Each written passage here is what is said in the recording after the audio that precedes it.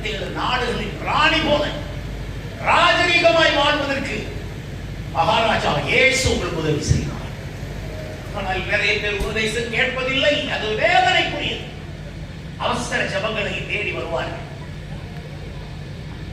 ஒரு அம்மா 1/2 மணி நேரத்துல வந்து தன் பிரச்சனைகளை நான் சொல்லிவிட்டு நான் 1/2 மணி நேரம் பொறுமையாக கேட்டுக் கொண்டிருந்தேன். 1/2 மணி நேரம் கழித்து அது சொல்லுறது, சீக்கிரமா ஜோமி விடுங்க, எனக்கு நேரம் ஆகும். எனக்கு கடும் கோபம் உண்டாயிற்று. நீ 1/2 மணி நேரம் உன் பிரச்சனையை சொல்லியிருக்க, நான் 1.5 மணி நேரம் உனக்கு உபதேசம் சொல்லணும். உட்காருங்கிற மாதிரி வருது. ஆனா உங்களுக்கு ரொம்ப டைம் ரொம்ப வேகமா போகும். தயவு செய்து அப்படி வாழாது. புத்தி கேளுங்க, தேவனுடைய உபதேசத்தை கேளுங்க.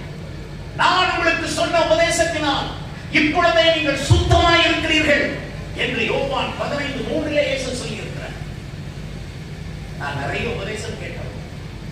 எனக்கு உபதேசம் கேட்கறதுக்காக தான் நான் திருவாசனம் தேடி வருவது. எங்க இருந்து? அப்ப நான் மதுரை மேலூர்ல இருந்தேன்.